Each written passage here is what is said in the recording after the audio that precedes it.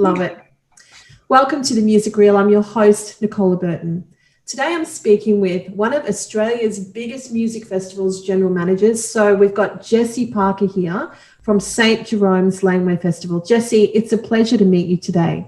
A pleasure to meet you as well. Thank you so much for having me on. Well, I really wanted to hear your story. It's such an iconic festival. You've been in festivals for a long time. So let's start with, it's a one-day, anyone goes to a festival, it's one day for them. But for you, it's about 365 days before they even get to that festival. So let's talk about 2021. What's that looking like for you guys? Is it going to happen? And I guess the elephant in the room is, what are the considerations for the whole COVID safe things now you've got to consider? I mean, it's going to take a mammoth effort to get events up and running over the summer due to a number of different factors. And because we're a touring festival as well, and we're trying to obviously get shows up all around Australia, it's to take into consideration all of the different restrictions state by state has been a really difficult process so far. And obviously it's constantly changing every week. And so you start making plans, but you've always got at the back of your mind that things could change so quickly and turn around, and we could go back into lockdown next week. We're not sure. And so we are ready to go in a sense that we would love to have festivals up and running by the summer, but it's just a really difficult thing to try and underwrite because we can't get insurance to cover ourselves. And as soon as we make that call to say we're going ahead, that means 50% payments for artists, 50% payments for suppliers. And then if we're called off a month, even 2 months out, that's a 100% profit loss, really. And there's a lot of the COVID regulations that we're looking at to try and plan around. They're very much centered to a time and place too. So even if you are planning a backup date, your festival could look completely different by the time that backup date rolls around. So yeah. I mean, think about that. I mean, what a head spin that is for anyone who's in business, having to plan ahead without any certainty when everything can change. I mean, it almost seems impossible when you think about it. And kudos to anyone who's in the festival industry. You've always had to deal with incredible, big changing, shifting sands all the time. And now it's just an enormous task. I want to actually mention to everyone watching this, your festival raised an enormous amount of money this year for the bushfire appeal, like incredible. And, our industries will put our hand up when things go wrong and say, all right, how can we help? But right now we need help, right? We need some help. So let's talk about government assistance, because it sounds like you guys are going to need a little bit more assistance. We've got the RISE fund, obviously, but what else can the government do to help you, I guess, with the uncertainty that you've just articulated, and I guess all of the other considerations that a festival manager has to really include in their plan? Mm-hmm.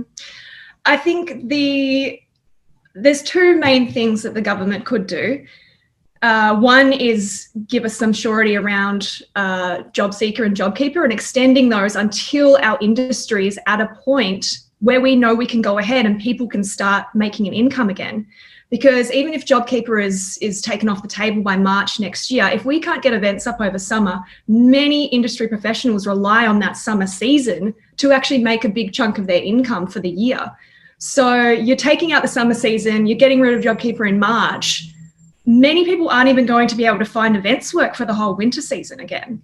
So it feels very preemptive to just take it away at that date without any consideration to how our timelines work and what sort of, season we're working with. We're a cyclical business model. It's not like we make an income all year round and every few months. It's sort of like you get a big chunk, and it works the same for many contractors. I've been an events contractor for 10 years now, and you do back-to-back shows all summer, and that kind of sustains you through those quieter months. So that would be great as one thing to do is not make that a cutoff date, and also make the means testing, ask the right questions. That would be nice, so that many people in our industry are eligible for the funding. And the other thing they could do is possibly underwrite our events to some degree. If we can't get insurance, if we could possibly rely on the government to say, we'll insure you for 50% of your event, then that's the type of business model where you see instant results, because that means we can get back to business, we can start paying people, and we can move ahead with planning and start resourcing things adequately. But right now we're in this stop and go of, oh, should we do it? Should we not? Oh, there's new cases coming up. It's still illegal to have mass gatherings in many of the states right now. We can't even get across borders at the moment. So what do you do trying to move artists around? It's not really feasible for every artist to be quarantining for 2 weeks when they're moving to a show. Exactly. And I think, Jessie, it's a great point. So 2 things you've talked about: maintaining JobKeeper for the people that can't work because of the government restrictions. Not like you don't want to work, you actually can't. And then the most important one, secondly, is for the government to partner with you. I think that's probably an incredibly wise thing, because we are facing this extinction level event, and people look at us like we're an acceptable collateral damage, but we're not. We have mortgages, we have families, we have small business. And through no fault of our own, can we actually go and do the work that everybody else can go back to work to? So I think, Jessie, that's a really great idea. In terms of a call to action to get that to happen, do you think that as an industry, we've got the ability to connect, collaborate, and actually take that to the government and get some sort of action to happen, so we are supported in that, I guess, additional way?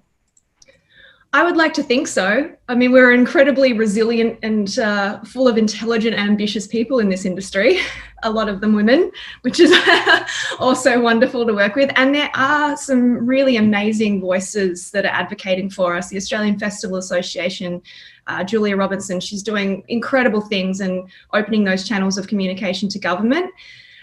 It is just tough trying to get the message across to the right people who really understand where we're coming from and what our timelines are and what that kind of thing would mean to us.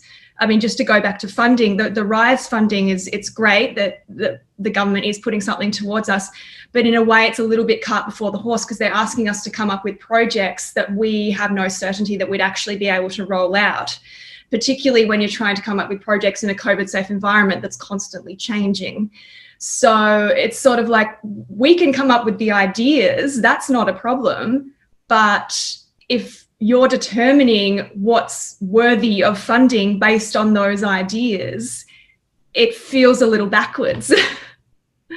100%, because I'd like to see someone working in the government being able to work under these conditions. They simply wouldn't be able to do it. And as you say, we are the creative beasts that typically work outside of the box and come up with solutions, but we can't do that if, things are changing.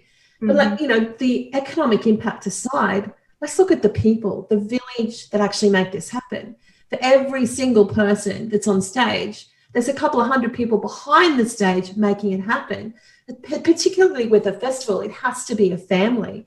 Mm-hmm. How is your team faring, and how are they feeling? And I'm talking crew, production, all the people that we can't work with that. How are they going?